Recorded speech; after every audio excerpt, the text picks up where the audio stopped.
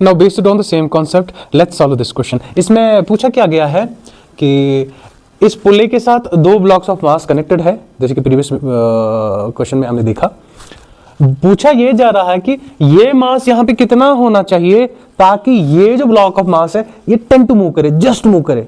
कितना मिनिमम मास होना चाहिए यहां पे कि ये मूव करने लगे या जस्ट मूव करने लगे, so that it should tend to move. कितना?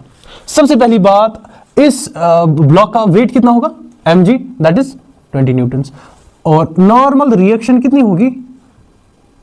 सेम इसके वेट के बराबर 20 न्यूटन्स, राइट? ओके। और tension away from the mass always T, यहां पे भी same amount of tension, right? अब जो ये मूव करने लगेगा तो फ्रिक्शनल फोर्स लगेगा, क्योंकि ये परफेक्टली स्मूथ तो है नहीं, कोएफिशिएंट ऑफ फ्रिक्शन दिया हुआ है, ठीक है? जो ही ये मूव करने लगेगा या चाहेगा तो फ्रिक्शनल फोर्स अपोजिट डायरेक्शन में काम करेगा। तो फ्रिक्शनल फोर्स किसके बराबर आएगा? Fr म्यू इंटू एन, जो n नॉर्मल रिएक्शन है वही यहां है, वेट के बराबर। Frictional force will be what is mu? 0.2। What is normal reaction? 20 Newton's, 20 Newton's. तो फोर्स कितना आएगा? 4 न्यूटन्स।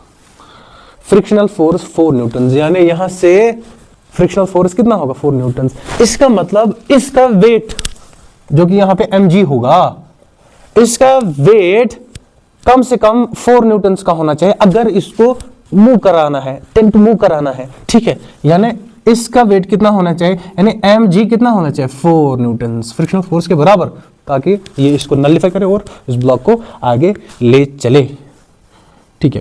तो g को हम कन्वीनियंस के लिए 10 लेते हैं, यहां से 4, m यही रहेगा, 10 डिवाइड आ जाएगा, 2 2s are 2 5s are 2/5 kgs, okay?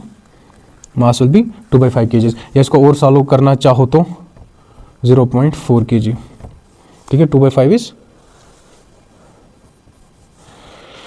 0.4 kgs का मास यहां पे लटका हुआ होना चाहिए, तब जाके ये पुल्ले काम करेगा या चलने लगेगा। Thank you.